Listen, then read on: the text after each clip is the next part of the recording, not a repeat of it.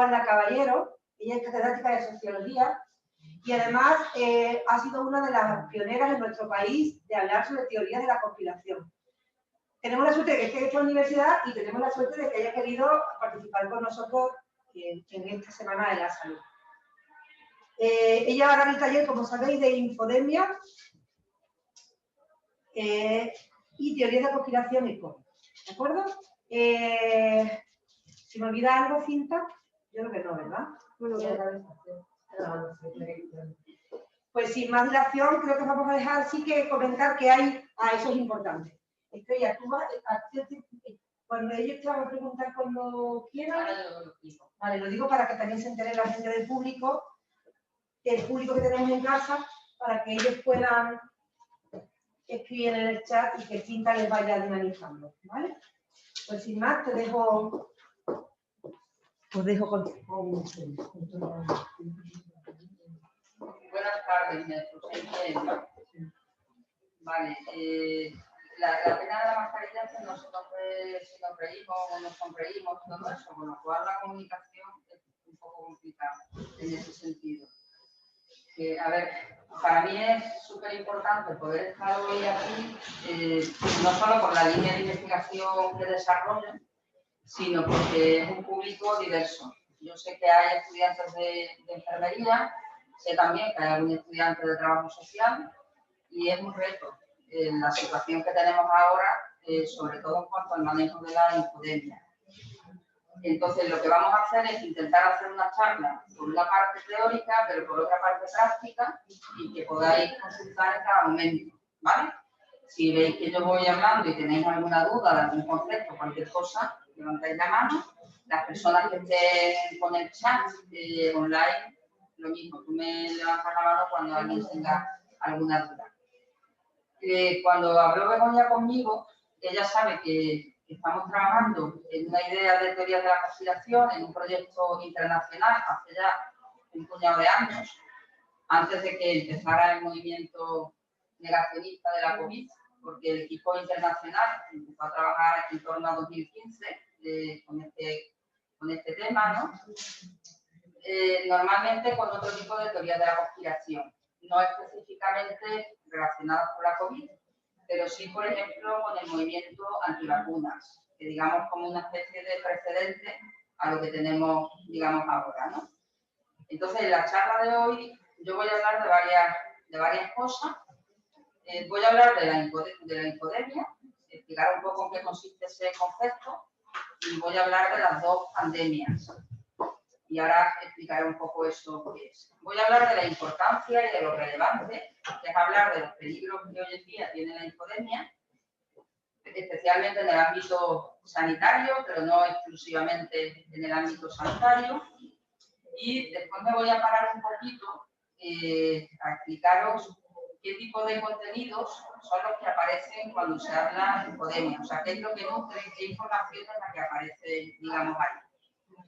Luego explicaré un poquito sobre teoría de la conspiración, que este es un concepto que en mi campo, que es la sociología, más o menos se tiene claro, pero en el ámbito sanitario o incluso en el trabajo social no se tiene tan claro. Hay mucho esta idea de que son las teorías de la conspiración más como una conversación de café que puede ser divertida, ¿no? Pero tiene más trascendencia de lo que quizás parece. Y luego pues, voy a hablar de algunos ejemplos con datos reales de investigaciones que estamos haciendo a partir de encuestas y a partir del análisis de lo que hay en Twitter. Y luego pues intentaremos concluir algo, ¿vale? Ese es el plan de la tarde. Me vais preguntando cualquier duda, cualquier concepto, cualquier cosa que no se entienda. Lo primero es el concepto básico de la charla. La idea de infodemia, o infodemia, en inglés, es un concepto que la Organización Mundial de la Salud y otras autoridades tienen bien definido y muy claro, es una mezcla entre información y epidemia. Es un poco esta idea de intoxicación, pero no necesariamente significa lo mismo, porque la idea de intoxicación de información no va unida necesariamente a la idea de una epidemia de carácter sanitario. Entonces, lo interesante de este concepto es que juntamos el exceso de información que hoy en día tenemos muchas veces con los problemas que está generando en la situación actual de pandemia derivada de un virus, ¿no? Este exceso de información, fijaos, puede ser información que sea verdad o información que sea falsa. Claro, lo que más nos preocupa, sobre todo cuando hay montañas de informaciones en las redes, en TikTok, en Instagram, un montón de sitios, y que toda esa información pues hace que gestionar una pandemia como la que tenemos sea muy difícil para las autoridades. Si por un lado yo estoy recibiendo información falsa, pero al mismo tiempo hay un montón de información verdadera que no llega, hay un momento en el que los ciudadanos se lían y no saben dónde está la verdad, no saben si se tienen que tomar la medicación de una manera, si se tienen que poner una mascarilla o se tienen que poner otra, si se las pueden comprar de tela, cuáles se pueden comprar de tela, cuáles no. Hay tanta información y esa información al final sobra en un exceso y se convierte en algo que puede provocar riesgos y peligros para la salud. Entonces, la idea de infodemia es una idea que desde que empezó la pandemia, a principios de este año, las autoridades públicas, la Organización Mundial de la Salud, empezaron a decir, ojo con la infodemia, porque está dificultando gestionar esta crisis que en principio parecía que es solo sanitaria, pero también es una crisis de la comunicación, de cómo nos dirigimos a la gente y lanzamos los mensajes. Tanto es así, si fijáis las fechas que tenéis en estas declaraciones oficiales, si os fijáis, por ejemplo, no sé si veis aquí el puntero que estoy como coloreando, si sale ahí, ¿no? Como, ya si queréis cambio el puntero a ver si así se ve mejor, ¿no? Veis que muevo aquí un puntero. Adhanom, que es el director general de la Organización Mundial de la Salud, ya en febrero de 2020, o sea, cuando todavía ni habíamos tenido el estado de alarma en España, que fue el 14 de marzo, ya estaba diciendo públicamente, ojo, que no estamos luchando solo contra una epidemia, digamos, un virus, estamos luchando contra una infodemia. Este era el responsable máximo, el que sigue siendo el responsable máximo de la Organización Mundial de la Salud. O sea, es algo que va más allá de lo meramente sanitario, pero que tiene efectos en la salud pública. Las fake news, las noticias falsas, se desarrollan más rápido y más fácilmente que el virus. O sea, corren mucho más las noticias falsas que el virus. Y son igual de peligrosas. Entonces, esto es una cosa que ya las autoridades públicas señalan desde el principio y esto requiere trabajar para contrarrestar, digamos, este efecto tan negativo de la infodemia. O sea, la infodemia como algo tan peligroso como el virus. Os he traído otro ejemplo, un poquito más adelante, el 28 de marzo, el secretario general de las Naciones Unidas seguía insistiendo sobre esta idea. Decía, nuestro enemigo común es el COVID, pero también la infodemia de desinformación. ¿Vale? Aquí volvemos a lo mismo. Las autoridades públicas sanitarias enfatizan la peligrosidad que tiene este tipo de mala comunicación o información falsa, errónea, montañas de información. La última cita corresponde, digamos, a un tuit, la que acabo de citar, del secretario de las Naciones Unidas, un tuit donde decía eso. O sea, las autoridades públicas, también los medios como, por ejemplo, la policía, la Guardia Civil, u otras autoridades que no son exclusivamente sanitarias, empezaron a resaltar la importancia que tenía no creerse los bulos. Y al mismo tiempo que eso, muchas revistas científicas, aquí os he citado algunas muy prestigiosas en el ámbito de lo sanitario, Nature, por ejemplo, tenía aquí un artículo ya en mayo de 2020 que hablaba de la batalla ética contra el coronavirus, la desinformación y las teorías de la conspiración. O sea, esto en el mundo científico, los especialistas son plenamente conscientes del problema de salud pública que se genera. Lo mismo, por ejemplo, en Lancet, que es otra de las revistas importantes en este sector. ¿Cómo luchar contra la infodemia? Vale, hay muchas publicaciones un poco en ese sentido, destacando la importancia. Claro, en sociología hay un principio con el que trabajamos muchas veces, que a principios de hace ya más de un siglo, de unos autores que se llamaban Thomas y Naniecki, que decían algo así como que, aunque algo no sea real, aunque algo sea mentira, aunque nos encontremos con una fake news, diríamos hoy, da igual, puede ser con consecuencias, puede tener consecuencias desastrosas, ¿no? O sea, una mentira puede llevar a una realidad. O sea, una mentira puede llevar a que haya problemas de salud pública. Si no controlamos las fake news, podríamos tener consecuencias reales, ¿no? Esto lo vemos muy claramente en un personaje que probablemente conocéis. No sé si habéis visto este meme y si os suena esto a alguien. A ver. Donald Trump. Y vamos, porque es el primer día de clase. A decir que como que Donald Trump dijo que bebiendo por la alegría se iba al virus. ¿Eso habéis visto los demás? ¿Qué es lo que habéis escuchado en relación a ese meme, no? Que no le guía lo que ha dicho él y que la gente por eso cuenta y lo hizo. ¿Y la gente por su cuenta, perdón? Que su cuenta y había personas que la habían hecho. Es lo que él dijo. A ver, ¿qué más? Básicamente es eso, ¿no? Hay un personaje público que tiene una gran autoridad, que tiene el dominio de medios de comunicación, que dice una cosa, dice algo que científicamente es mentira. O sea, no hay ninguna evidencia científica cuando él dijo eso, de que bebiendo, él no dijo lejía del conejo, esta es un poco la traslación que hemos hecho en España cuando la persona que se ha inventado ese meme, pues lo ha dibujado y ha puesto ahí algo como muy español. Pero él dijo algo así como bebiendo detergentes, vamos a decir esa palabra más genérica y sin marca, ¿no? Bebiendo detergentes, eso puede tener un efecto positivo y curarte de alguna forma. Claro, eso es una mentira, pero las consecuencias en la realidad pues fue que al día siguiente había varias personas en los hospitales.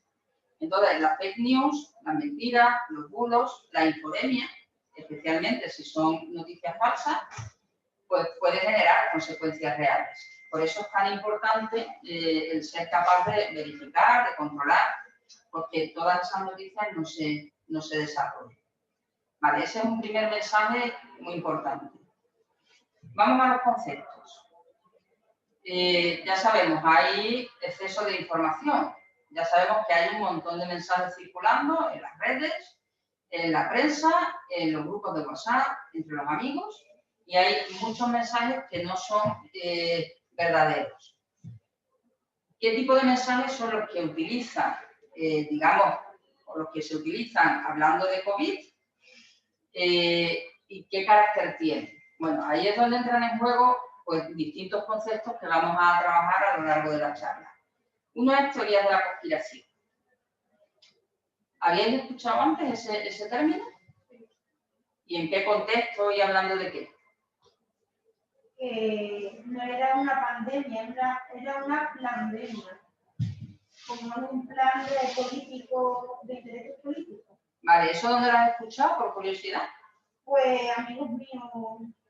¿Que te han ido así comentando? Que me han ido comentando. ¿Pero para convencerte de algo o...? No, en plan, porque ellos decían que en plan que la mascarilla lo mismo fuera una tontería, que no tiene la tontería, que lo que nos estaban diciendo somos los borregos, porque seguimos a los políticos, por así decirlo.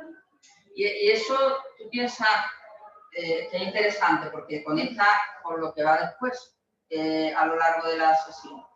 ¿Eso la gente se lo ha leído en algún sitio o te lo han dicho, piensas tú, porque se les ha ocurrido lo de la pandemia o...? La verdad que yo, por ejemplo, porque me gusta ver los puntos de vista por saber, ¿no? Ya, aunque lo respete y no lo comparta, porque verás, hay cosas que no tienen idea de mi cabeza. Pero la verdad que cuando te lo comentan el tema y esto, como que te da información que tú dices, hostia, que otra persona a lo mejor te puede dar influencia y hasta creérsela, porque te da datos que si no sé qué, te da un montón Pero porque tus amigos se la habrán estudiado de algún sitio, ¿no? Le habrá llegado esa información. A ver, la palabra pandemia la vamos a ver un poquito más adelante. ¿Alguien más había escuchado hablar de teoría de la conspiración? ¿Los sanitarios? ¿Habéis escuchado en algún momento? Yo digo los sanitarios y no sé si sois sanitarios, pero me imagino que más o menos habrá unos cuantos. ¿No habíais escuchado hablar de eso? ¿Eh? ¿Pero qué? Por ejemplo, que vive que el virus va a hacer vacuna con microchip para toda la población y controlarnos. Yo también lo he escuchado mucho. Desde, vamos, yo lo he escuchado hasta del propio universitario, eso, de enfermería. Ajá. La 5G en las vacunas. Bill Gates, la 5G, o sea, que había escuchado cosas, ¿no? Bueno, una teoría de la conspiración, cuando se define conceptualmente, sería algo así como todas esas creencias que tiene la gente que de una forma u otra contradicen el discurso oficial. O sea, cuando se habla de pandemia, lo que se está diciendo es no te pongas la mascarilla porque esto es un plan orquestado para dominar o para dominarte.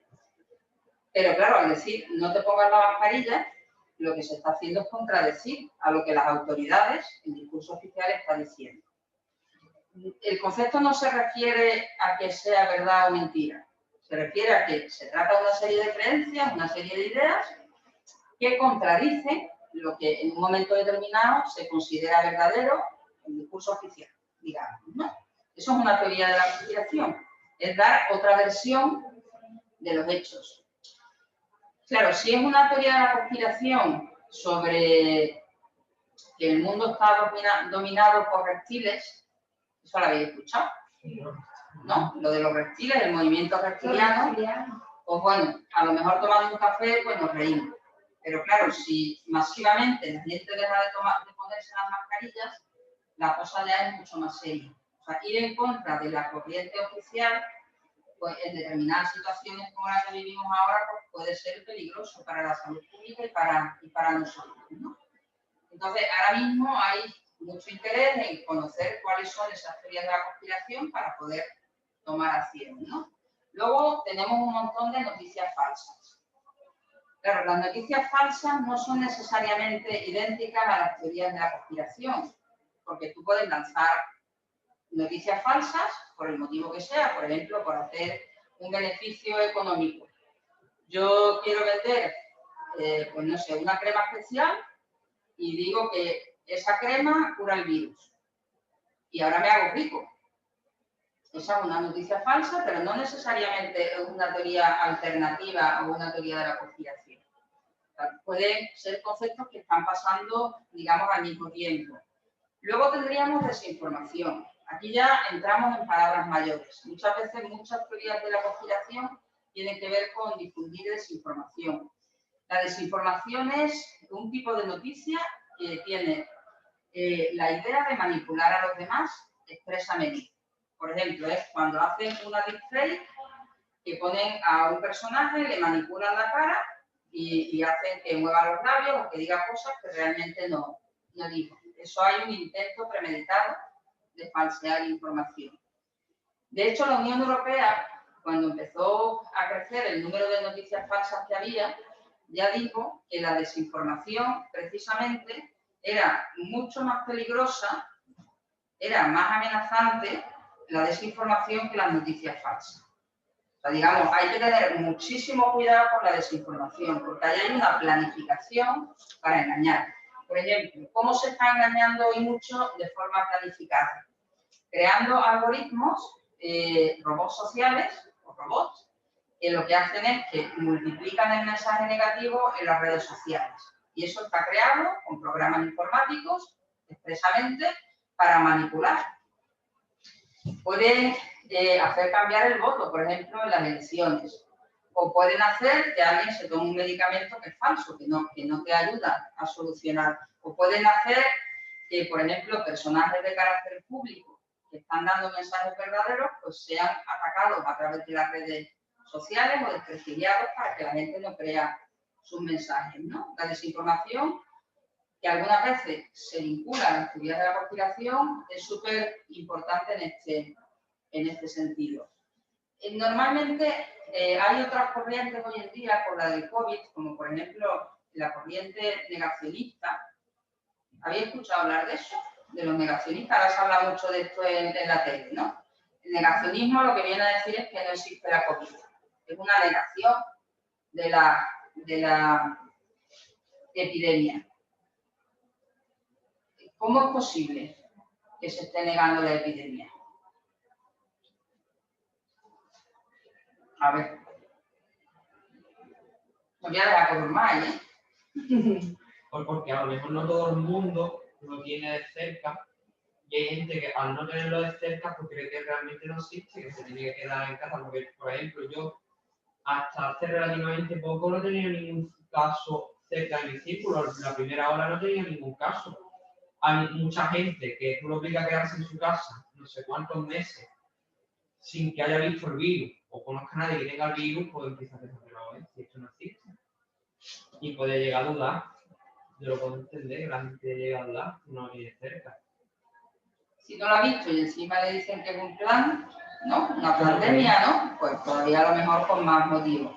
Lo que pasa es que cuesta trabajo con todas las noticias que hay en la tele y con todas las estadísticas y demás, no creer o negar, digamos, la existencia. Pero bueno, es una corriente que ahora mismo tenemos en el mundo, no solo en España. De hecho, por ejemplo, habéis citado hace un momento algunas de las teorías de la conspiración que están circulando durante toda la pandemia. El virus chino, esa es otra teoría de la conspiración. Habéis escuchado hablar del virus chino, ¿no?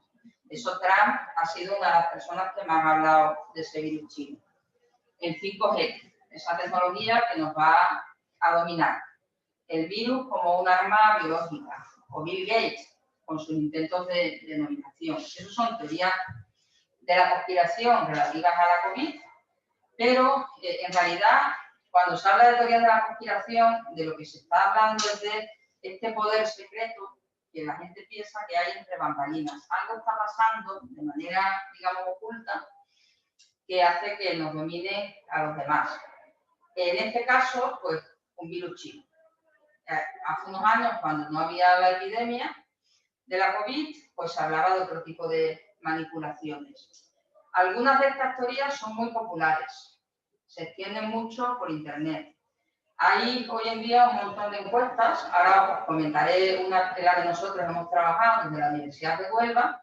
Hay muchas encuestas que muestran que hay mucha gente que cree en ellas, por lo cual de cara a algo como una epidemia es muy importante, porque si la gente cree en ellas y su comportamiento es coherente con sus creencias, ¿qué es lo que puede pasar?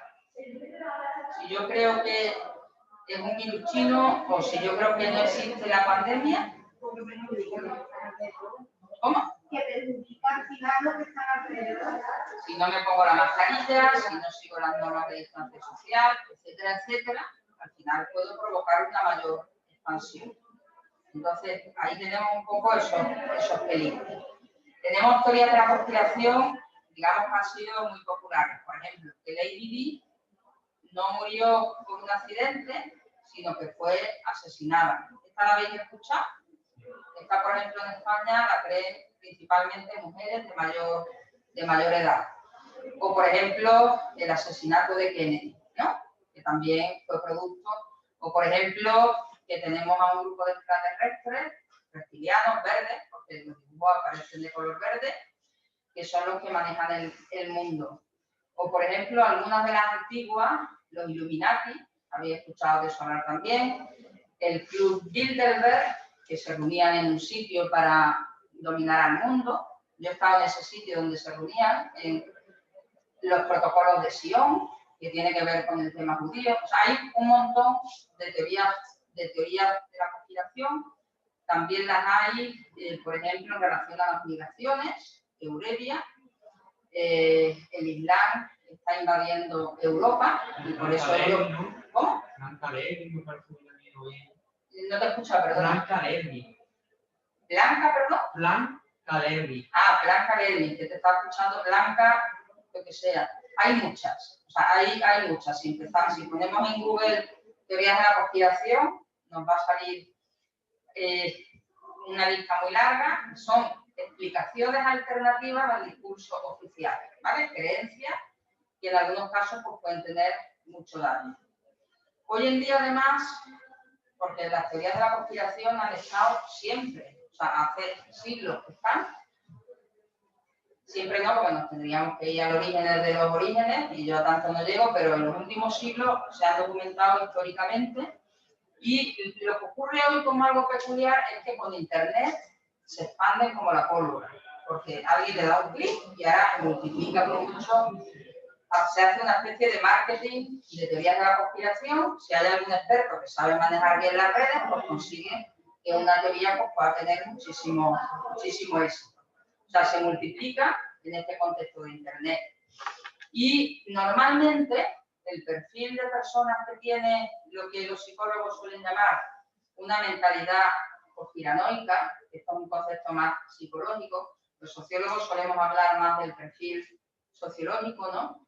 Pero lo que es muy habitual es que cuando una persona tiende a tender en una, también cree en otras. O sea, el que cree que el mundo está lleno de secretos y que nos están engañando, y eso tiende a tener esa creencia para un montón de temas. Y lo que yo os quería preguntar ahora es si conocéis, aparte de las que hemos hablado, algunas otras relacionadas con la salud y que penséis que puedan ser peligrosas. Hemos hablado de las de la pandemia. Antes de la pandemia, ¿habéis escuchado hablar de alguna? Las vacunas causan autismo. Por ejemplo, ¿no? Ese es un clásico. Las vacunas, eso es un clásico del movimiento antivacunación, que es un precedente al negacionismo actual. Muchos de los miembros del movimiento antivacuna son los que hoy están empujando el negacionismo del COVID o de la COVID. ¿Qué más? ¿Las vacunas causan autismo? ¿Qué más? ¿Recordáis alguna otra?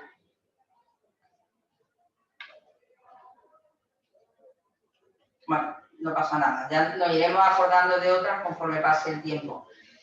A pesar de que estas teorías están ahí, lo que llama realmente la atención, lo que sorprende, es cómo es posible que todas estas teorías se desarrollen tanto cuando si miramos de manera objetiva algunas de las estadísticas que tenemos a nivel mundial. Yo no sé si conocéis ese panel de la Universidad Johns Hopkins, ha salido 1000 veces. Ahí, por ejemplo, en el día la semana pasada creo que fue, bueno, tengo puesto aquí 25 de octubre, pero en realidad no me he dado cuenta, este dato es de ayer. Había cerca de 50 millones de infectados en el mundo por la COVID, que se dice pronto, pero es una barbaridad. Y más de 1 millón de funciones que se sepan, porque luego hay defunciones que no recogen las estadísticas. Las defunciones es una cifra infraestimada, ¿no? Pues a pesar de este tipo de datos que parecen tan claros, a pesar de que sabemos que los hospitales se saturan, hemos visto todas imágenes, por ejemplo, en Madrid, con la gente en salas de espera, en pasillos, en las camas, porque había problemas de suministro de los respiradores. Hemos visto todo un montón de problemas. A pesar de todo eso, sigue habiendo un grupo amplio de la población que cree en teorías de la conspiración y que cree en que el virus no existe, o que dice que el virus no existe. Esto nos puede parecer una paradoja, pero es la realidad social. Tan es la realidad social que en los últimos años, pues a pesar de toda, en el último año, perdón, a pesar de toda esta evidencia, en la calle, en los movimientos sociales, pues encontramos a un grupo amplio de lo que se llaman negacionistas. Negacionistas que salen a la calle al mismo tiempo que gente que cree en teorías de la conspiración, se mezclan, ¿vale? Y también algunas veces por la ultraderecha. Ahora os pondré algún ejemplo más concreto. Estos dibujos que tenéis aquí, no vacuna, no 5G, no mascarilla. Estos son carteles de las manifestaciones negacionistas que ha habido este año en distintos lugares del mundo. Estas son de Madrid. Esta, por ejemplo, es de Estados Unidos. Fijaos el mensaje tan curioso. No sé qué os sugiere este mensaje. La mascarilla el nuevo símbolo de la tiranía. ¿Qué os hubiera hecho?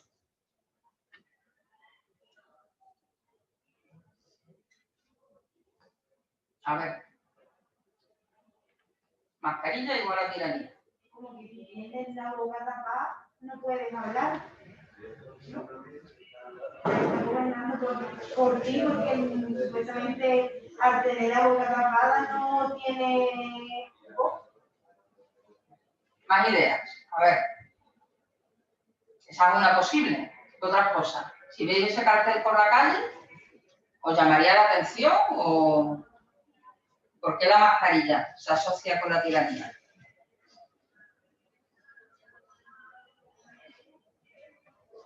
A ver, por ahí atrás o por el chat.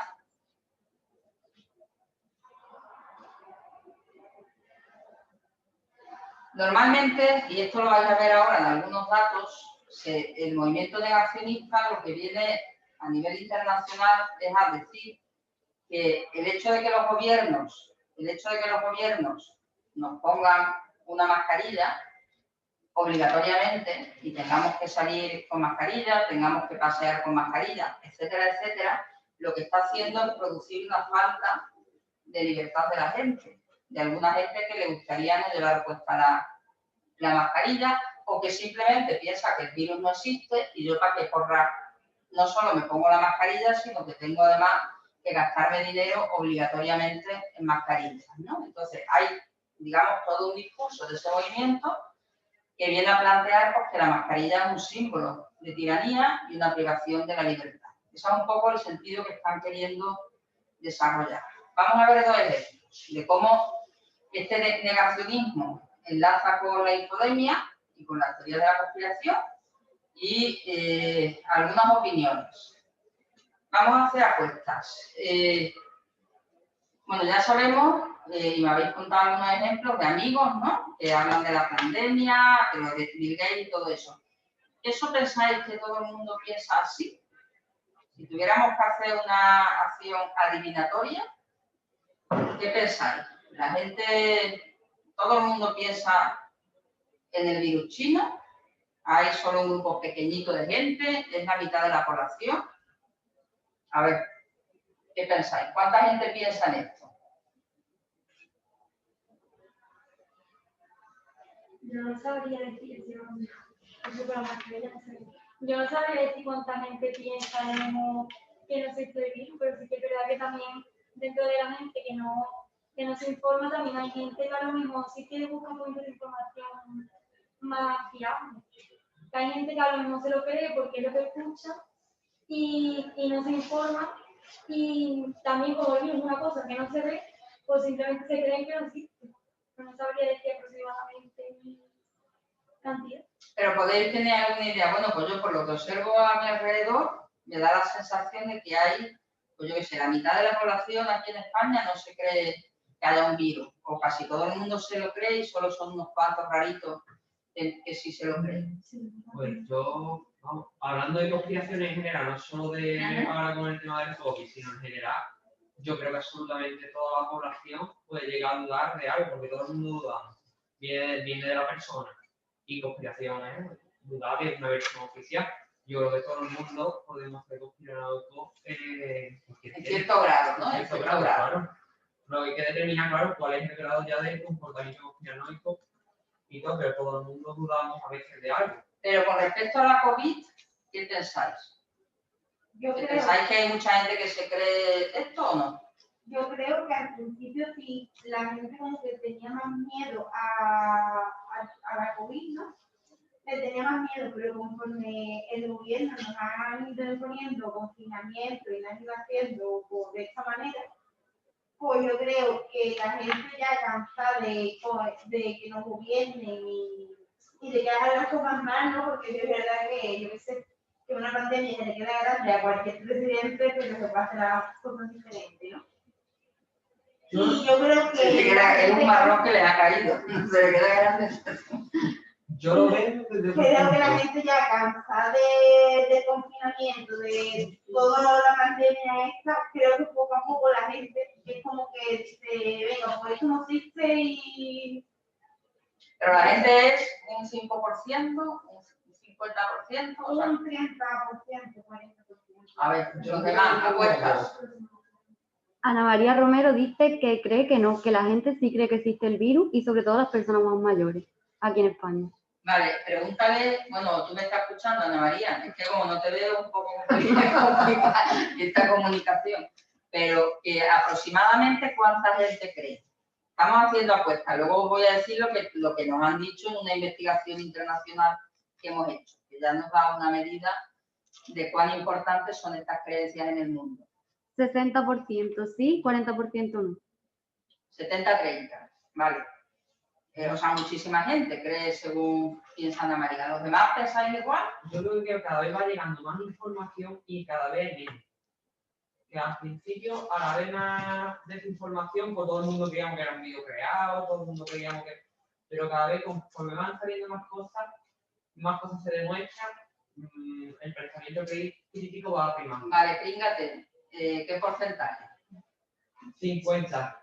50, ya vamos bajando, venga. Aquí dice María Torres que cree que más o menos el 40% no se lo cree, pero que sigue las medidas de seguridad. Vale, 40, ya estamos entre el 40 y el 70. ¿Qué pensáis? ¿Alguien más? ¿O desvelamos el misterio? Bueno, Una cosita, yo no quiero participar, sí, no hay verdad, pero hay una cosa que este chico de atrás ha dicho algo que es muy ¿este chico de atrás cómo se llama? No sé, Juan Carlos. Juan Carlos, o sea, no lo es la primera vez que lo veo, pero ha dicho conspiranoico. Sí. Y es un término que, a no ser que tú, que creo que es importante eso. Sí, esa es un poco la visión que normalmente tienen los psicólogos cuando investigan ese perfil psicológico de la mentalidad conspiranoica. Que no quiere decir alguien que se dedique a conspirar, sino específicamente o más habitualmente alguien que entiende el mundo pensando que en el mundo lo que hay son conspiraciones. Y entonces tiene esa desconfianza extrema en, bueno, casi todo, ¿no? Y se cree lo del virus chino, se puede creer lo de Bill Gates, se puede creer lo del 5G o cualquier otra cosa, ¿no? Es como una predisposición psicológica, según algunos autores, a creer más en conspiraciones. Nosotros vamos a ver ahora, con la investigación que hemos hecho, pues más o menos cuál es la dimensión de lo que recientemente, en un estudio internacional que hemos hecho, concretamente este, en el cual hay 5 investigadores de la Universidad de Huelva que hemos participado, entre otros Begoña. Que ha escrito aquí Cristina en relación a la anterior, que cree que la mayoría de la población rechaza la creencia del virus, cada persona en cierta medida. Hay personas que no creen nada y otras que dicen que las mascarillas no sirven. Y que creer 100% en las medidas y en el virus, cree que menos de un 50% de la población. Vale, o sea, estamos más o menos por esa cifra. Nos hemos quedado en la horquilla del 40 al 70. En este estudio que se ha hecho en 67 países, que hay una parte que os contaré con un poco más de detalle de España, en que hemos participado 5 personas de la Universidad de Huelva, 2 de las cuales estamos en la sala. En este estudio lo que se ha intentado es, cuando fue el estado de alarma, más o menos, ver la gente si creía o no en conspiraciones y cómo se portaba. Digamos, si seguía las medidas de distancia social, de higiene y un poco todo esto. Es un estudio importante porque se ha hecho a gran escala, con cerca de 50.000 encuestas, que son un montón de estudios sociales, y que se ha hecho además en 67 países, ¿no? Ahí tenéis, los que están coloreados son países donde se ha hecho la encuesta. Fijaos que salvo África, y que es el lugar del mundo donde menos encuestas se han podido hacer, y algún otro país, pero gran parte de Europa, de Latinoamérica y demás, tenemos información. Entonces, en este estudio, pues sale lo siguiente. Si miráis este gráfico, que es un gráfico resumen, el color azul un poquito más oscuro son los datos de España y el color celeste son los datos medios de 67 países, ¿vale? Hemos preguntado por 4 teorías de la conspiración y os he pintado ahí una raya roja, ¿vale? Que es un poco para que veáis que como mínimo como mínimo, un poquito más del 10% se cree todas las teorías de la conspiración sobre las que hemos preguntado. O sea, como mínimo, 1 de cada 10 se las cree todas. Y luego ya, dependiendo de la teoría, hay algunas teorías que hay más gente que se cree. Probablemente en algunos casos porque han circulado mucho en algunos países, ¿no? Por ejemplo, que el coronavirus es un arma biológica, eso habéis escuchado, ¿no?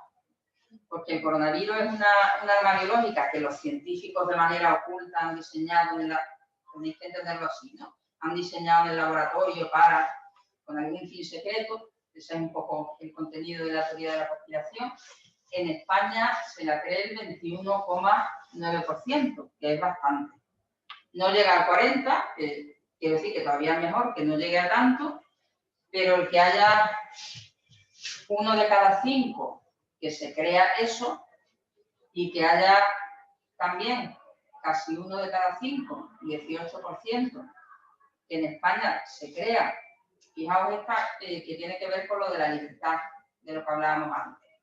El coronavirus es una conspiración para acabar con los derechos de los ciudadanos definitivamente y para establecer un sistema autoritario. O sea, cuando me están diciendo ponte las mascarillas, lo que me están es queriendo controlar, porque es un sistema autoritario el que se quiere imponer.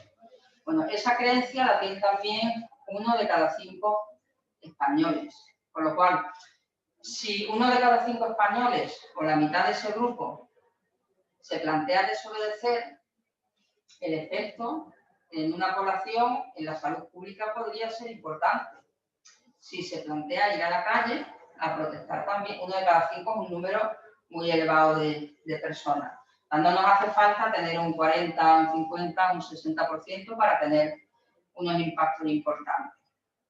Entonces, si os fijáis, es relativamente parecido en algunos casos lo que ha pasado en 67 países de las opiniones de los españoles, y sabemos que como mínimo, en torno a un 10%, un poquito más, suelen creer en las distintas poblaciones en teorías de la conspiración. O sea, hay no un grupo mayoritario, pero sí un grupo estable que cree en varias teorías de la conspiración. La pregunta ahora es, ¿en qué medida? Y aquí os voy a adelantar otra cosa de una investigación que está ya en breve, esperemos que publicada, en qué medida se relaciona las teorías de la conspiración con el hecho de que la gente siga las normas de distancia social, o las normas de higiene, o las normas que se ponen para combatir contra la epidemia. Lo que hemos encontrado nosotros en el caso ya ahora de España es que uno de los elementos predictores del cumplimiento de las medidas de distancia social durante el estado de alarma, o sea, antes de mayo, que es cuando nosotros hicimos el trabajo de campo, no ahora en el verano cuando la gente se ha relajado, sino en el momento más duro, uno de los elementos predictores es precisamente la creencia en teorías de la conspiración. Esto es una cosa que normalmente no se ha preguntado en otras investigaciones. Habrá que hacer mucha más investigación para ver si eso ocurre sistemáticamente. Porque claro, es un conocimiento que es importante para las autoridades públicas. En la medida en que, en cierto modo, estamos viendo que la gente que cumple menos las normas de distancia social parece que son personas que tienen un tipo de creencia determinada, ¿no? Esta es una cosa que ahora vamos a presentar y está en un congreso que hay en Jaén, pero que también hemos escrito un artículo y que esperemos que en breve esté publicado. Algunos datos interesantes respecto al perfil sociológico de esta población, pues es, por ejemplo, que la gente que cumple más las medidas de distancia social, pues son las mujeres, la gente de más edad en España. Gente, por ejemplo, con ideología de izquierda. Esto es muy interesante porque esto sale en los 67 países. Esto es un conocimiento para la ideología, ayuda a entender cómo la gente ha seguido un mayor o menor. Y esto tiene mucho que ver con que las teorías de la conspiración del COVID han estado asociadas a la ultraderecha. O sea, la ultraderecha ha estado potenciando el movimiento negacionista. Ahora veremos algunos datos, ¿no? Y por ejemplo, aquí os he hecho un resumen, os lo cuento porque a lo mejor se ve muy chico, pero luego la presentación, si alguien la quiere, la voy a poner en Arias Montano. Pero es muy interesante, por ejemplo, que cuando hemos preguntado sobre el COVID como una conspiración para acabar con los derechos de los ciudadanos, o sea, esto de la pérdida de libertad, ese es el argumento negacionista. O sea, lo que se está haciendo con el COVID es quitarle la libertad a los ciudadanos. Ese es el argumento claramente negacionista, ¿no? Pues eso está fuertemente asociado a un menor cumplimiento de, por ejemplo, ir a comprar lo menos posible. Lo cual es muy interesante porque yo no sé si habéis estudiado algo de estadística ya, pero si veis los coeficientes, estos 3 puntos significan el grado de significatividad de estos coeficientes, ¿no? Entonces, la gente que tiene más creencia en esta teoría de la conspiración es la que declara un menor cumplimiento de las normas de ir a comprar lo menos posible, de mantener la distancia, estrechar la mano, abrazar y besar. Claro, este tipo de conocimiento es muy interesante porque nos permite pensar en políticas públicas y en políticas sanitarias, el conocer este tipo de perfiles.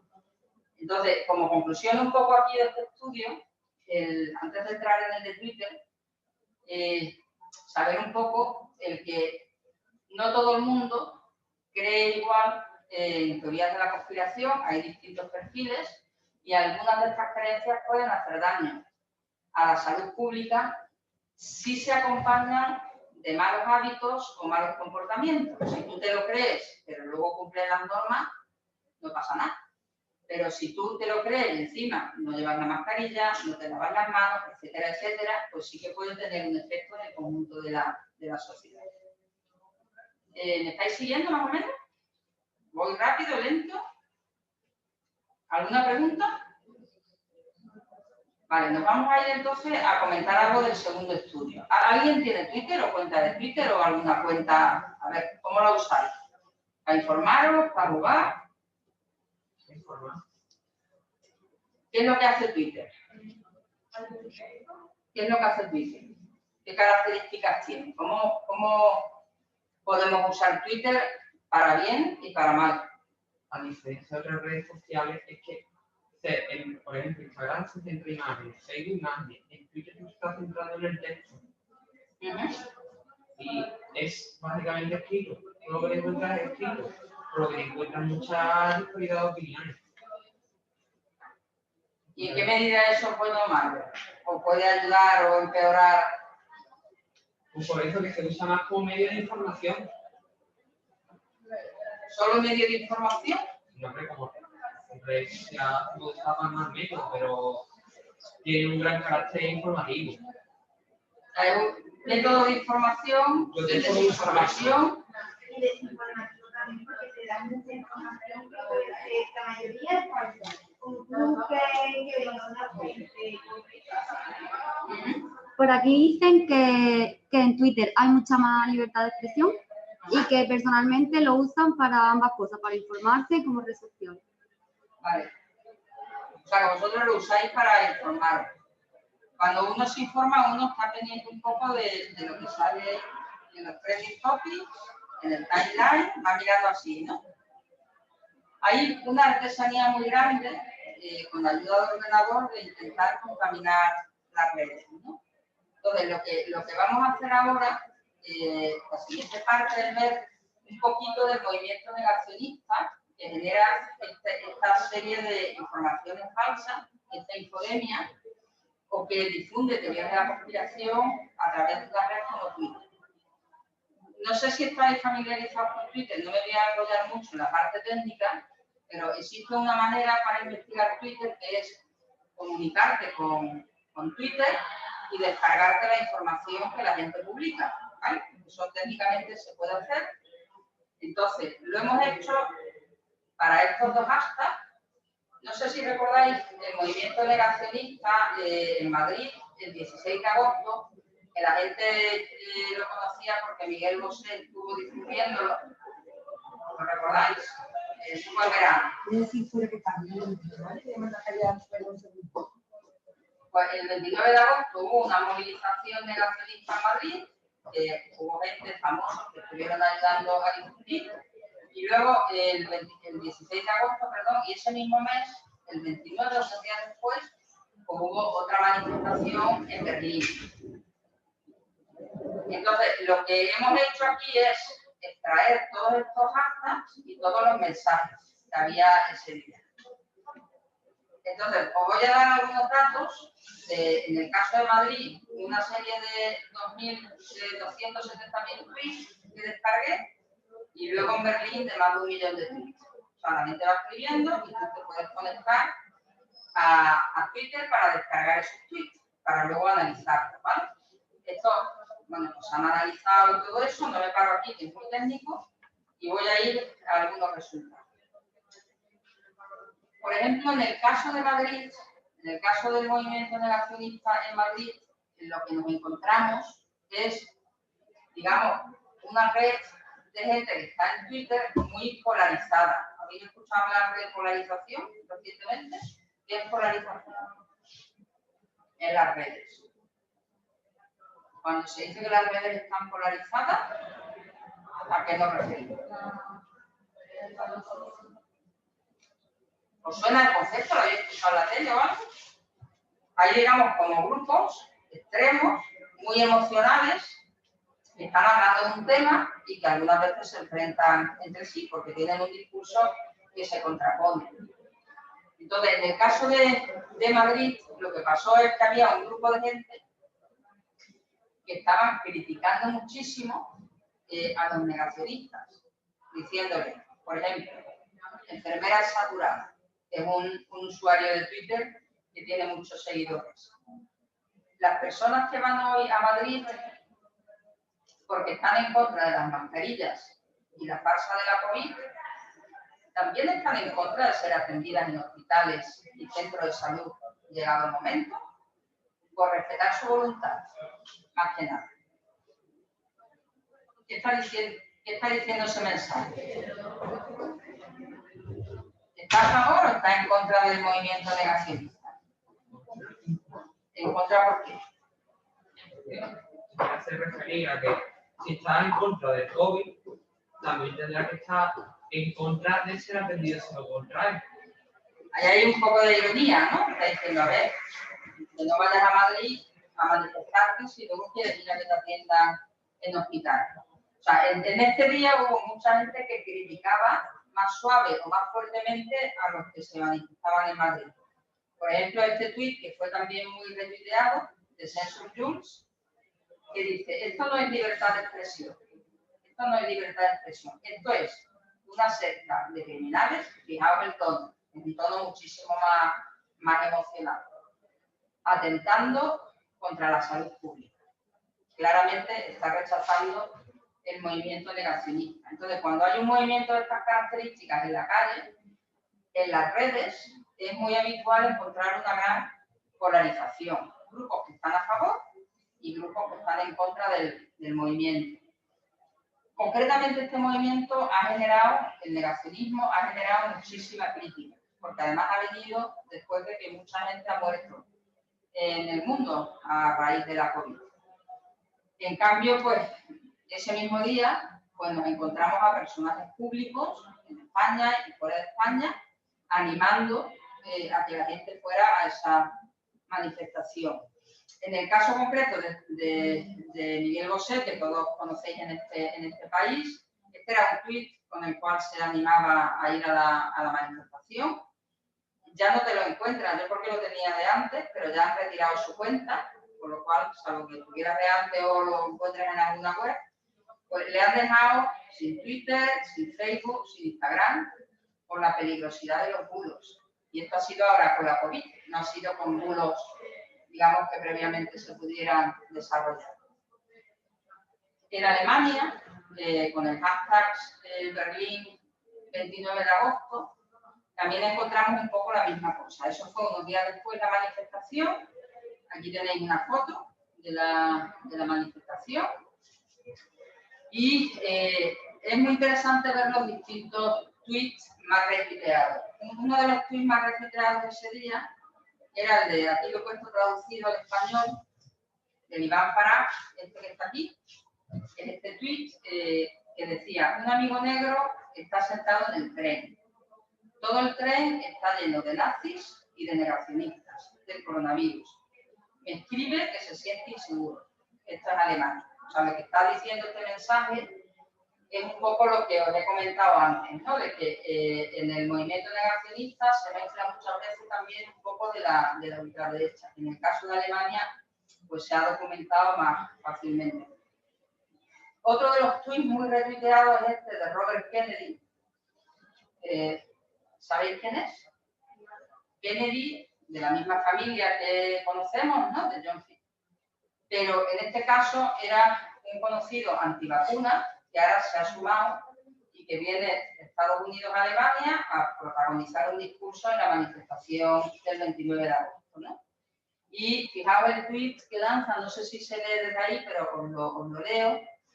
Dice, aquí en Berlín, lanzando esta manifestación, digamos, mañana, que voy a hablar a un montón de gente en Alemania y esperamos más de 1 millón de personas protestando contra Bill Gates, la seguridad, etcétera, ¿no? O sea, está hablando un poco, voy a hablar de toda esta pandemia y si seguimos mirando, va a hablar de las farmacéuticas y cómo estas farmacéuticas lo que están haciendo es, digamos, todo un movimiento para evitar la democracia liberal. O sea, hay todo un discurso en torno a personajes famosos donde viene a decir que todo esto del negacionismo, todo esto del virus, lo que está haciendo es privarnos de libertad. Esto se documenta a través de las narrativas. Si uno analiza los tweets y vemos, por ejemplo, ¿sabéis qué es un hashtag? Si vemos, por ejemplo, los hashtags más importantes de los negacionistas en España o de los antinegacionistas, pues encontramos, por ejemplo, el más grande es el de subnormales. Esto es muy emocional. Estamos hablando de que se atacan los negacionistas y los antinegacionistas. Subnormales era uno de los hashtags que se decía con mayor frecuencia por parte de los que están a favor de ponerse la mascarilla y que están diciéndole a los que dicen quítate la mascarilla que sois subnormales, que hacéis quitando la mascarilla con toda la gente que ha muerto ya en este país, ¿no? O sea, hay una confrontación social. Tenemos la pandemia, fijaos aquí, es de las palabras que aparecen más importantes, pero aquí están todos mezclados, los pro mascarillas y los anti mascarillas. Si vemos por separado, fijaos los hashtags. No al bozal. La mascarilla se ha convertido simbólicamente en un bozal porque nos tratan como animales, ¿no? En esa privación de libertad. La pandemia, coronatismo. Los hashtags normalmente suelen ser ingeniosos, ¿no? Quieren llamar la atención, tener impacto. Mascarillas no obligatorias. Vacunación libre. Aquí tenemos al movimiento antivacuna. Fijaos, este se ha vuelto popular en las noticias de ayer y antes de ayer. COVID 1984. ¿Eso qué es? ¿A qué os suena? ¿Habéis leído novelas? ¿Habéis leído a Orwell? Con la novela de 1984, hablando de que hay un ministerio de la verdad que nos va a controlar a todos y vamos, el gran hermano, ¿no? Que vamos a perder. Bueno, pues hace alusión un poco a eso. No sé si habéis visto las noticias ayer, que ha habido un plan del gobierno para luchar contra la información. ¿No habéis escuchado eso? Contra la desinformación. Y se le ha empezado a atacar un poco sobre este tema de la verdad, en alusión también a esta cuestión. Controlavirus, tiranovirus, este es un poco el discurso resumido en hashtags, y en cambio los que están por la labor de ponerse la mascarilla, si hay pandemia, mascarilla obligatoria, stop, pseudociencias, ponte la mascarilla, el COVID no es una broma, irresponsables, normales, ese es un poco el tono. En Alemania pasa lo mismo. En Alemania pasa lo mismo. Fijaos una de las palabras que más se repiten es esta. Covidiote. No hace falta traducir mucho del alemán, ¿no?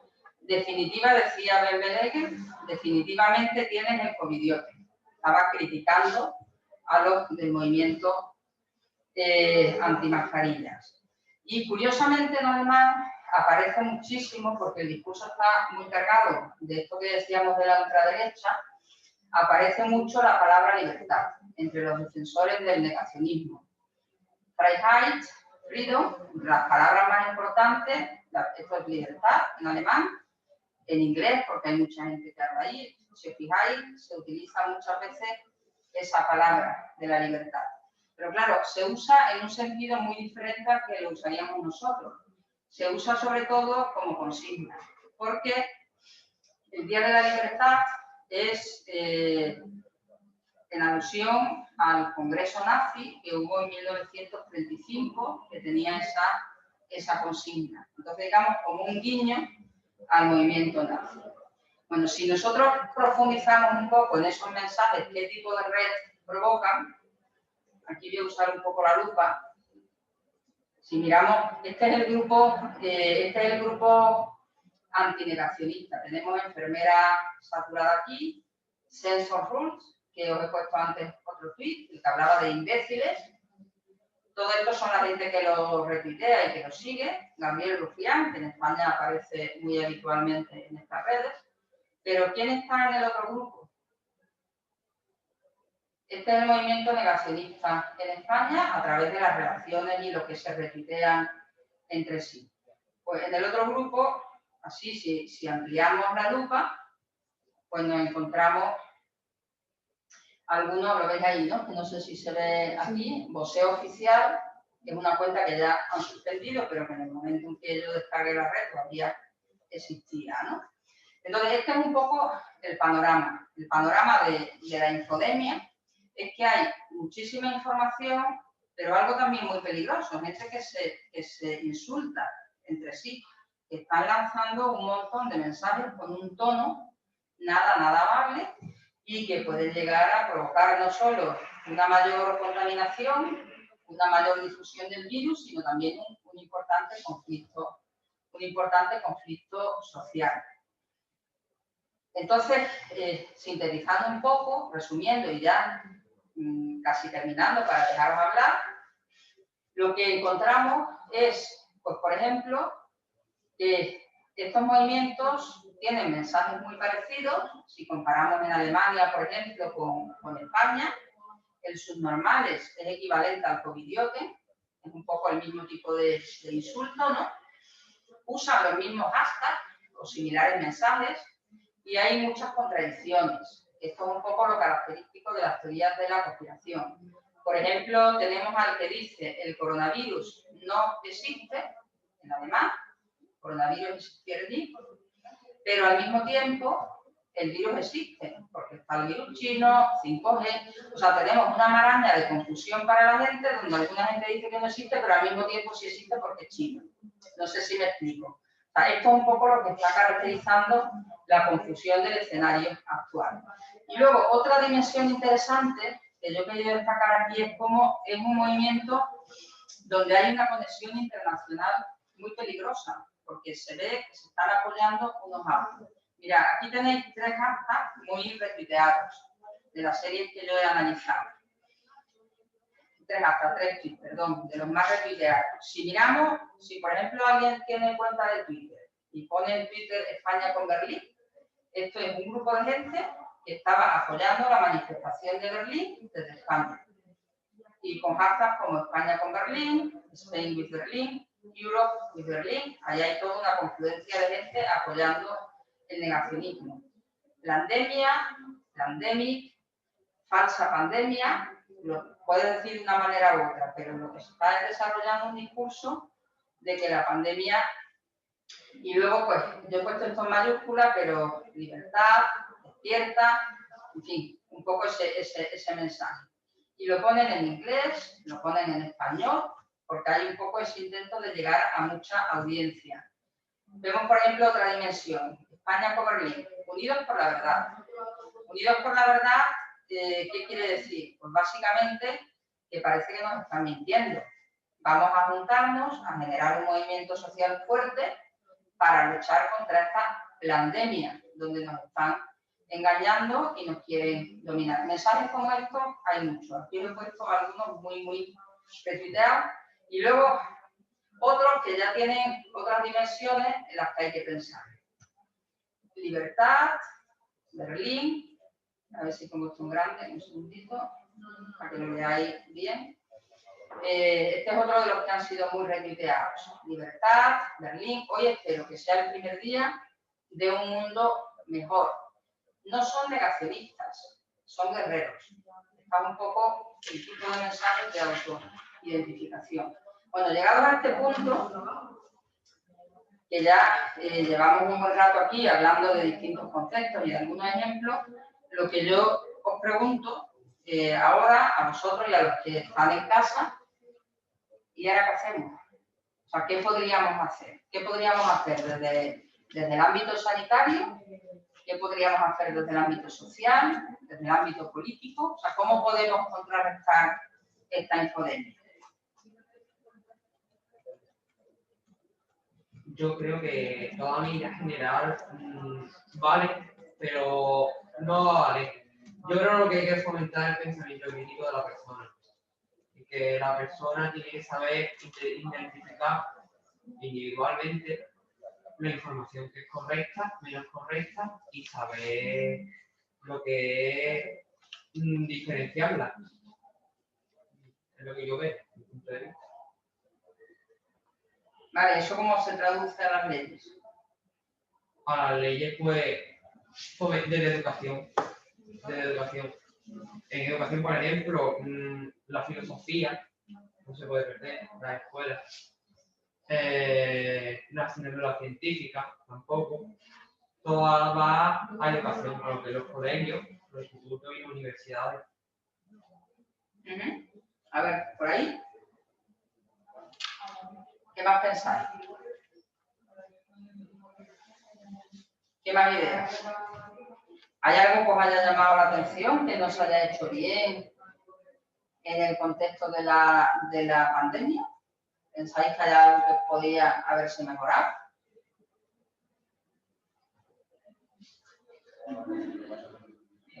¿Cómo contrarrestamos este exceso de información muchas veces falsa?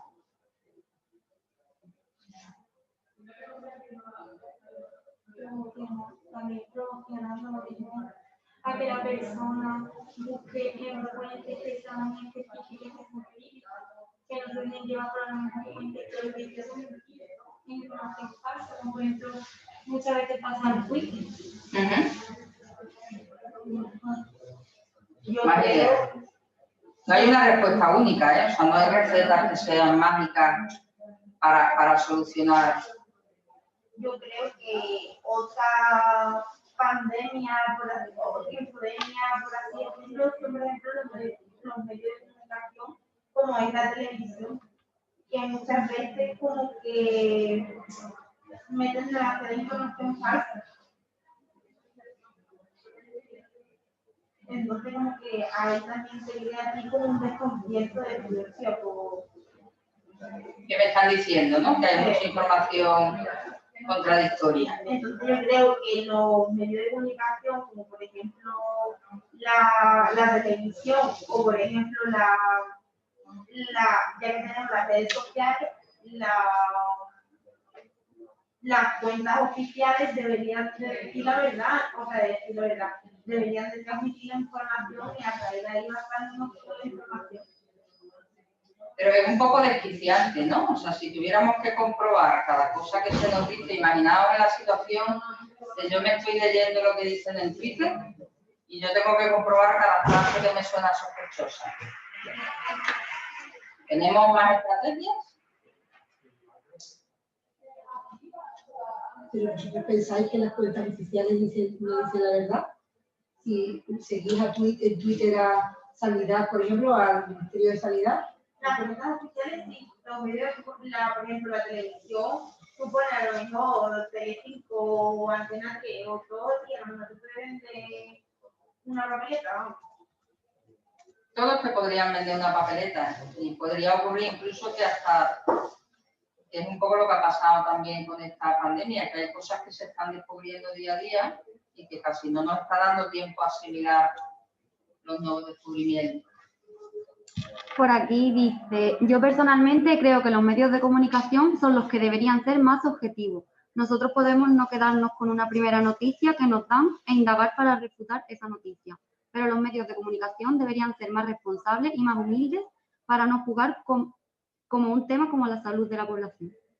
Claro, eso lo están haciendo muchos medios. Hay muchos medios que son conscientes de eso y de hecho han cambiado su forma de trabajar. Los grandes medios hoy en día tienen una sección que es de comprobación de noticias y además muchas veces no dan la primicia hasta que no pueden verificar que esa noticia es verdadera, porque hoy en día hay muchas noticias que ya están en las redes antes de que se pueda saber si está verificada o no.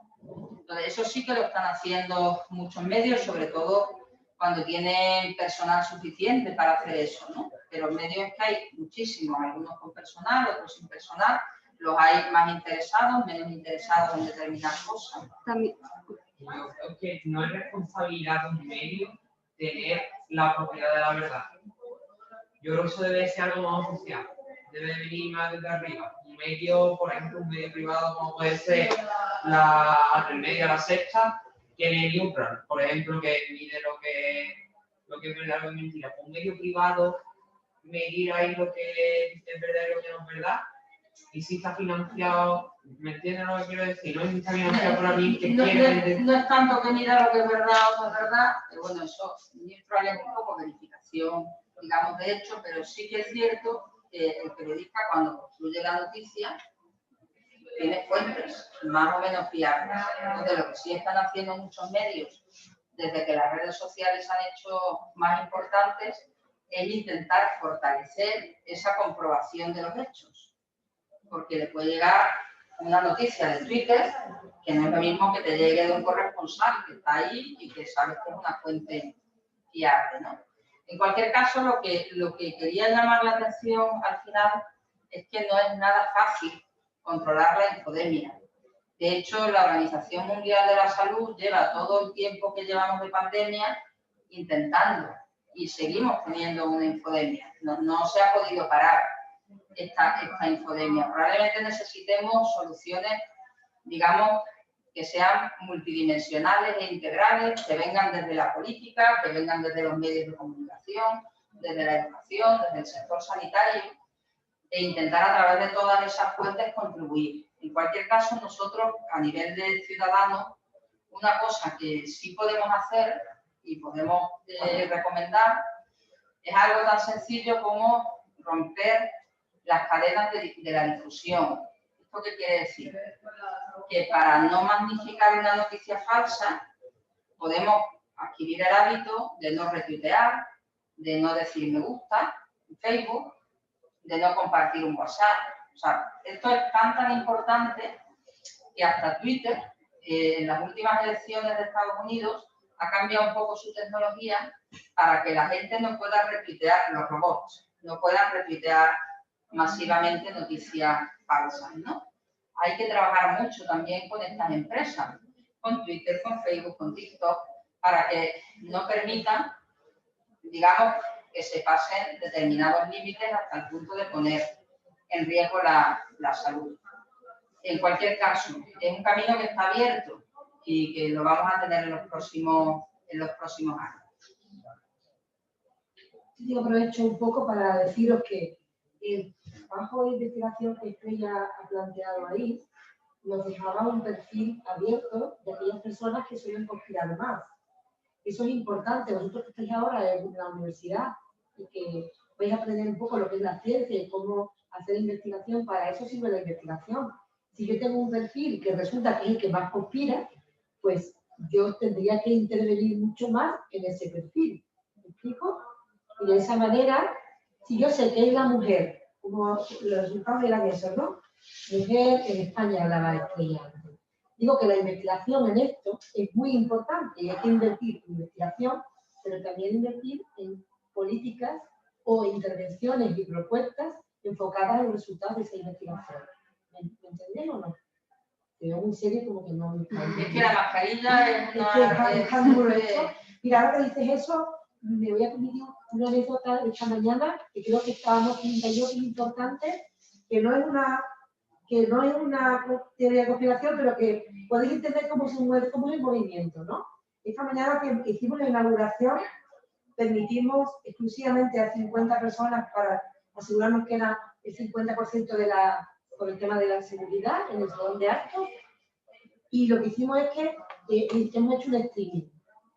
¿Vale? No imagináis el coste, ya no hablo ya de la energía, sino el coste que ha supuesto hacer el streaming, que es muy caro, y sobre todo que gente referente en Huelva y Andalucía del coronavirus estuvieron sentados, dada la situación que estamos con lo que pasó ayer en Andalucía, que no lo espera, pues como que toda esa configuración de cosas es muy difícil de gestionar y también es caro.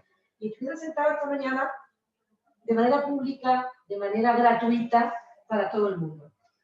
Abrimos el chat a través de WhatsApp para que cada uno dijera, hiciera preguntas a, insisto, gente que estaba hablando de cosas iguales como un brote, que es un contexto estrecho, que hacen en primaria si estoy enfermo, o sea, eran cosas muy gordas, ¿no?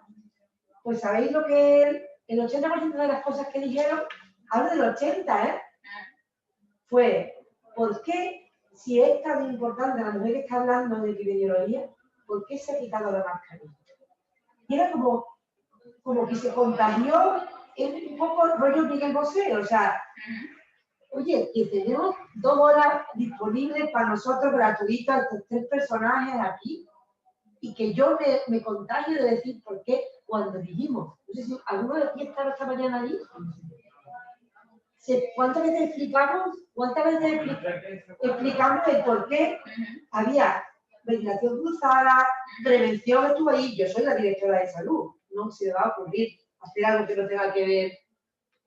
Y sin embargo, ¿cuál fue el contagio? El decir por el chat que, oye, ¿por qué se quita la mascarilla? En lugar de preguntar, oye, mira, si yo estoy en un botellón, ¿qué puedo hacer? ¿Por qué no quiero dejar de salir?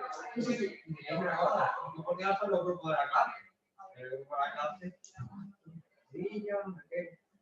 Una movida. Pero ¿entendéis lo que quiero decir? Sí, que es muy complicado. Es muy complicado de parar eso, porque a mí personalmente me da igual, porque yo tenía clarísimo las normas establecidas. No sé, el grupo de la clase, hasta dónde llega ese tipo de contagios de esta infodemia, ¿no? De que en algo tan micro, como ha sido lo de esta mañana, me refiero que con la cantidad de cosas que oferta, que son institucionales y que hay una información veraz, aprovechar para meter una fake news y bueno, no sé qué diría el grupo de la clase, pero en lugar de disfrutar de 3 personas, que creo que no ha sido, hay otra gente que pueden ser tostones, pero esta mañana decían cosas muy gordas, ¿no? Lo que estaban diciendo en el momento de la pandemia en la que estamos. Bueno, eso es un poco, es algo que también la investigación nuestra lo muestra, ¿no? Es un poco que nos encontramos hoy en día también con que hay muchísima gente que tiene un nivel muy alto de desconfianza en general. Entonces, cualquier cosa como estoy sin mascarilla y esto, ¿por qué? ¿No? O sea, el nivel alto de desconfianza también puede llevar a eso. Pero es que el ambiente en el que estamos lo propicia. Porque llevamos un puñado de meses escuchando mensajes contrapuestos, gente atacándose, gente en las redes diciendo una cosa. Entonces, es muy difícil, como tú no tengas una buena formación y compruebes los hechos y sepas cuáles son las páginas oficiales, es muy difícil que no llegue un momento en el que te entre la duda, ¿no? Pero bueno, en cualquier caso, yo creo que esta charla, uno de los objetivos que tenía era poner encima de la mesa la importancia que tiene hoy en día la infodemia, que no se va a acabar, de un día para otro, y que probablemente los profesionales de la salud, los profesionales sociales, pues vais a tener que trabajar en el día a día con muchos de esos bulos con los que llega la gente y se pone delante de vosotros y ahora tú le tienes que decir que eso es un bulo, que no puede uno tomarse un detergente ni puede hacer tal medida porque eso no sirve para nada. Porque ponerse la mascarilla, si es de tela y no está homologada, pues a lo mejor tampoco te sirve, ¿no? Pues ese es un poco el perfil de personas que puede que en el futuro vais a encontrar más de una vez delante, ¿no? Entonces, tener esa sensibilidad es importante. Yo no sé si Begoña quiere decir algo más o tenéis alguna otra cuestión o alguna otra pregunta. Aquí han seguido hablando. A ver. Al hilo de lo que él ha dicho antes de la financiación de los medios de comunicación, dice que los medios de comunicación están financiados por personas que tendrán sus ideologías políticas y en función de esas ideologías, eso es lo que nos van a mostrar. No son medios de información, son medios de desinformación, pienso.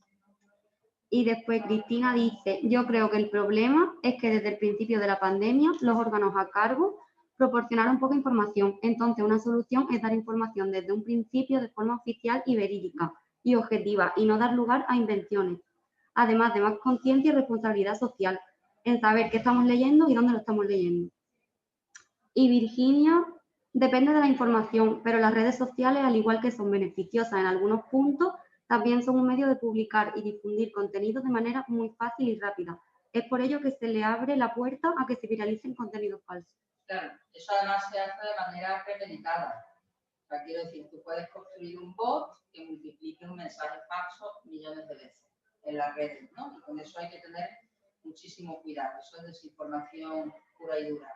Pero sí que es cierto que cualquier ciudadano se puede meter en el Telegram del Ministerio de Salud y el Telegram del Ministerio de Salud desde el principio de la pandemia pues está dando información verídica desde qué tipo de mascarillas son las válidas, cómo son los líquidos, cómo tenemos que limpiar las casas, etcétera, ¿no?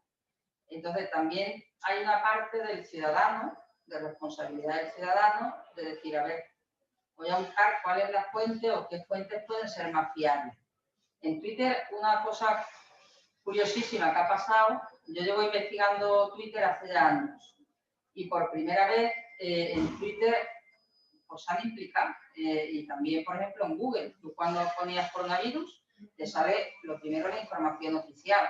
O sea, han llegado a acuerdos para que te salga la información oficial al principio y no que sea al cabo de 20 páginas. Entonces, una persona que verdaderamente tenga interés en conocer qué dicen las cuentas oficiales, yo creo que sí lo puede llegar a conocer, siempre y cuando no se pierdan esa maraña de otras informaciones que están ahí compartiendo espacio. Pero bueno, en cualquier caso es una tarea que tenemos para hoy y para el futuro, ¿no? Porque el mundo de las redes no parece que vaya a cambiar de un día para otro. Y aprovechar también que esto sería aquí soy sanitario y otros son de trabajo esencial, porque esto es lo que nos vamos a encontrar en el futuro cuando salgamos. Yo hablo de enfermería porque es mi disciplina, ¿no? Pero tendremos que, nosotros los enfermeros somos los agentes de información y cuando estemos en una consulta, pues expliquemos, o sea, porque la gente somos así, sobre todo en temas de COVID, cáncer o aquellos tipos de patologías que tienen un estigma importante, ¿no? Entonces la gente tiende a ir directamente a buscar a internet. Quizás nosotros que somos ese agente de información, esa debe ser una de nuestras funciones y explicar suficientemente bien en la consulta lo que tiene que informarse y explicarle. Si usted quiere buscar otras opiniones en la red, pues hágalo en fuentes oficiales, porque lo que dice la era de la información es cuando más desinformación existe, porque tendremos a buscar, pues, incluso... Porque ponemos una palabra clave y cuando ponemos una palabra clave en Google nos aparece la información verdadera y la falsa. Si ponemos, por ejemplo, Ministerio de Salud, ya cambia un poco el tipo de mensajes que obtenemos, ¿no? Entonces es cuestión de cambiar la forma de buscar. Y también porque la mente juega muchas pasadas, ¿no? Entonces, cuando uno se mete en Google a buscar información de salud, y eso sí que lo digo, ya no como profesora de esta facultad, sino como enfermera, que he sido durante casi 20 años en el hospital, ¿no? Ya, y tú sales de una consulta donde te acaban de decir que tienes un tumor, por ejemplo, y tú lo que estás buscando es algún sitio que te digan que no te va a pasar nada, que ese tumor es bueno. Es decir, tú estás buscando una información con una predisposición mental y entonces te vas a ir, a lo mejor no te vas a ir a buscar a la Asociación de Oncología Médica, te vas a ir al foro de Yo soy dona, o no sé qué, por decir algo que se me está viendo a la cabeza, que es donde te dice, no te preocupes, chicas, estamos... O ¿sabes? Eso, pues hay parte de responsabilidad lo tiene la persona que lo busca, por supuesto. Pero nosotros como agentes sanitarios y los trabajadores sociales que estén también, creo que si hiciésemos un poco más tarea informativa en las consultas, pues en consultas, sea médica o no, creo que haríamos un buen ejercicio para disminuir esta infodemia. Infodemia ha existido siempre. Yo trabajé de matróloga durante mucho tiempo y el tema del nacimiento, porque el niño tiene mucho pelo, porque tengo mucha acidez. Estamos hablando. Entonces, seguro que habéis escuchado eso alguna vez.